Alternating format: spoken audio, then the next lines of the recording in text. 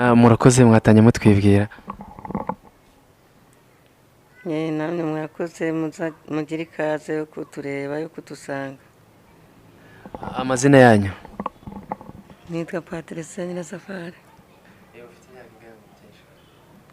Mfite 70, ubu ni n'umunani yo kuba umwaka ugiye kurangira ntacyo. None mukecuru umuvuzi gakondo? Ndi umuvuzi gakondo. Ubwo umuvuzi gakondo abavurisha ibyatsi, avurisha ibindi ushobora kuvurisha ni nk'iki? Twewe turi mu bavuzi bavuza ibyatsi, ibi byatsi bimera ni ibimera.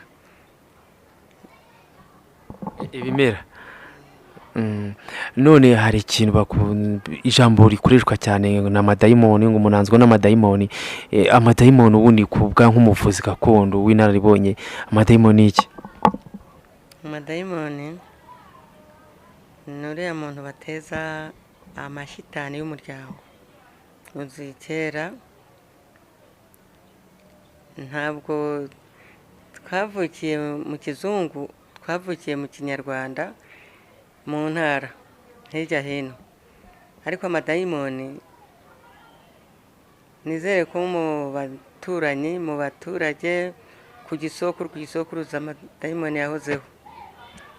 Ukuntu amadayimoni yahozeho, wavukaga mu muryango, amadayimoni bakavuga ngo runaka yafashwe n'imandwa z'igisokuruza, bakavuga bati runaka nashake inka abage, nashake ihene abage, nashake ibi n'ibi babikore, none uriya muntu yazakira.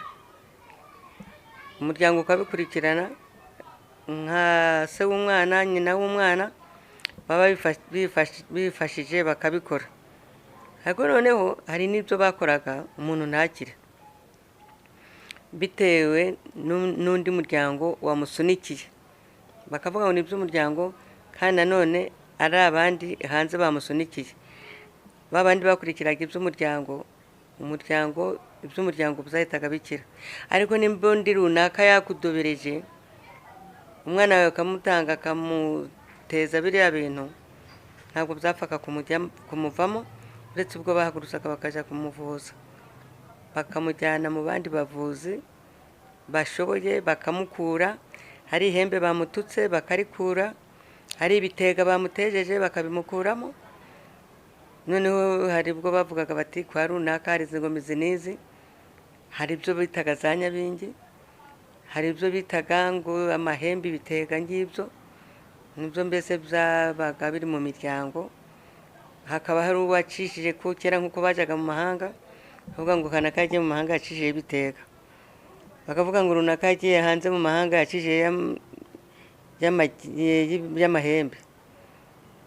Iby'umuryango nibyo bavugaga ngo kanaka yimitse ingoma ya nyabingi, yuko bariya ba nyabingi bicaraga babaga buri kanya, bakabaga amaka, bakabaga amahene. Nibo bumvaga bimaga ingoma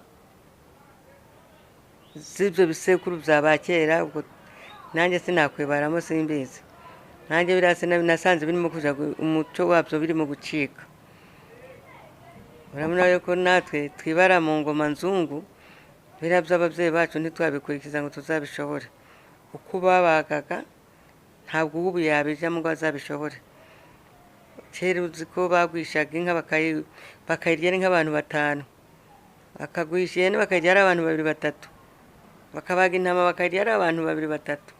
Ariko ubu aho ngereye aha, uba natangira n'akazi, ntabwo ibyo bintu ndongera kubibona. Ese umuntu wagize boheje nk'aba madayimoni, nk'abavuzi, nk'umuvuzi w'inaribonye, ushobora kumufasha? Baraza tukabibafashamo rwose.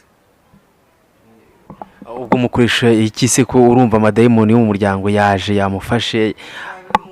Turabimukuramo tukabyicaza, bikaba byasubira mu mutekano iyo byaturutse.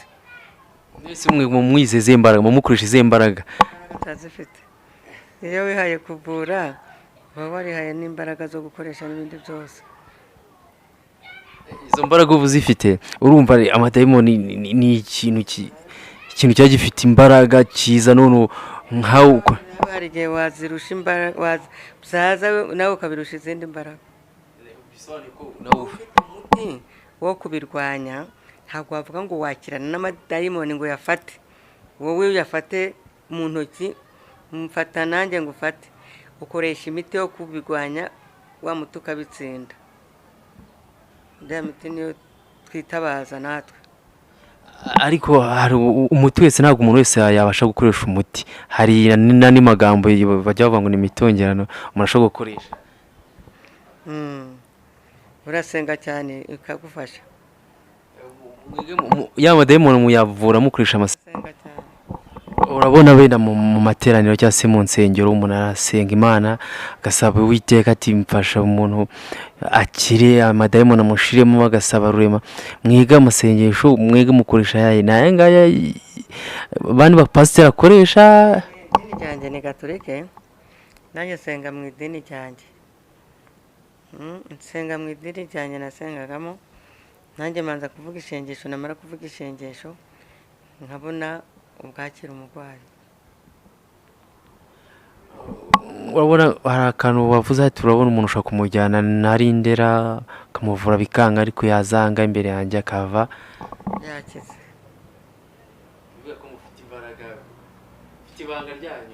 Ni ibanga rya buri muntu aba afite ibanga rye utapfa guhishura hariya ngo urigaragaze, kandi aba ari ibanga rikomeye burya. Aba ari ibanga rikomeye kugira ngo umvure umurwayi unakize, bamuzane umuvure asohoke yijyana, ntabwo ni urundi rwego. Kugira ngo bazane umurwayi bamufashe mu maboko ubona asohotse yijyana ati ubundi bwo hano mwanzanye gukora iki, burya aba ari urundi rwego nawe ruhanitse. Ndakubwiye ko mbusaziyemo turahongeze, ariko nta muntu uragira ati tunga urutoki. ese ubwo buvuzi hari waba warabwize ni umuryango ukwiye ku muryango ubikomora ye? Njye ni igisokuru, ni igisokuruza, ko igisokuruza cyanjye cyose cyaravuraga. Ntabwo nacishije, ntabwo nagiye ahantu ngo binshishije ibintu ibi n'ibi. Uko umuryango wagiye wiburuka ukiza, nanjye niko niburutse inkiza. Ingoma yanjye niyo kwa Mukiza, niyo kwa Mwamarakiza, birakiza rwose byanze bikunze. none se niba warabikuye mu muryango ubu naho hari umwana urimo gutozamo wabyaye bene uzayisigira?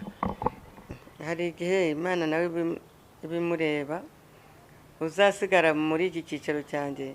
Nanjye uko babikoraga ntabwo nzi uko nagisigayemo, uko nagisigayemo nawe hazavamo uzasigaramo, kandi n'ubu yaba arimo no kwitoza, yagenda akahakira giti ahuye nawe mu nzira utameze neza, ati kiriya giti nyamara ndeka nkwereke kirakuvura, tapfunaka aka katsi karagira icyo kakumarira, akagenda akazana karati tapfunaka karagira icyo kakumarira. Ubwo uriya muntu uzongera umusubireho uti uzi ka kantu wampaye umutwe uri kundya ko wahise ukira, uzi ka kantu wampaye ndwaye ibikanu byarakebanutse byararebye iriya, siko waje ugakozaho urutoki ngahita nkira, noneho nzanye undi dore yarwaye ibikanu birebiriya yarivuje byarananiranye, akaza nkageranya ngaho mu gitondo uko ibikanu byakebanutse umuntu waragiye uri kureba iyi kujya kwihindura urigarura urucya n'inkozaho uru rutoki. Ejo mu gitondo kuki utazaza uvuga uti turi n'uyu mugenzi wanjye yarwaye nk'uko nari ndwaye, wamumarira iki se we nawe wamuhaye ka gati wampayeho cyagiye. Urumva ko ibintu bigenda bihererekana, uriya agahereza uriya undi agahereza uriya. Iyo wakoze ibintu byiza nizere ko uwo ugejejeho rya jambo ryiza ryamugiriye akamaro, na wa wundi azagaruka avuga ati icyo wankoreye ni cyiza, mwene nanjye nzanye mugenzi wanjye icyo wamariye nawe kimumarire. Nguko rero kuvura abantu bakagenda baguhererekanya hirya hino, ubu ugera hanze hirya hino urahari. Ni kubera iki? Kubera yuko icyo ukora gikoretse kandi gifite umumaro, uraza wese akaba aze nawe wamugirira umumaro, yari yarihebye akabona arebye hanze, akabona agiye mu karima akoze icyo yagakoze, ukabona ageze hanze yose akazuba, aravuga ati uriya muntu nzongera nsubire, yabona uwo ageze kure akongera ukabona aramuzanye. Nguko burya bumva ngo runaka aravura, burya ni abantu uba warakoreye byiza bagutangaho ubuhamya. Naho njye ndi muganga ntabwo nakwitangaho ubuhamya, ubuhamya ubuhabwa n'abo wagiye ugirira neza, usanze ku nzira ukamugirira neza. Uriya mubyeyi aratwite, uti haguruka, yananiriwe, yagiye kwa muganga wa kizungu yananiriwe, ufashe agatura akavugushiriza hano mu gakombe, urakamuha arakanyweye, haragiye ahise yinjira mu materinete, ahise abyara, kandi yari amazemo icyumweru, yari agiye kumaramo ibyumweru 2. Ngubwo ubuhamya. Ntituzihamye ngo nge ndavura, burya uwo uvuye n'uguha agaciro, niwe uhindukira akakuvuga neza. Uriya amafaranga y'umuntu se arajya araguhereje, azagaruka ate utamuvuye ngo akire? Azaguha undi murwayi ate utamuvuye ngo akire? hari nabo bavuga ngo ni abatekamutwe, ubona nk'umuvuzi gakondo yitwa umutekamutwe byagenze bite?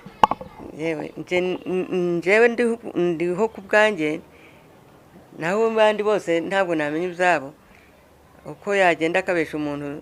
Ubwo aho ngeze njyewe mfite imisatsi igeze aha ntabwo nabesha umuntu, kandi kuva igihe natangire ku bwa Habyarimana ndi dogiteri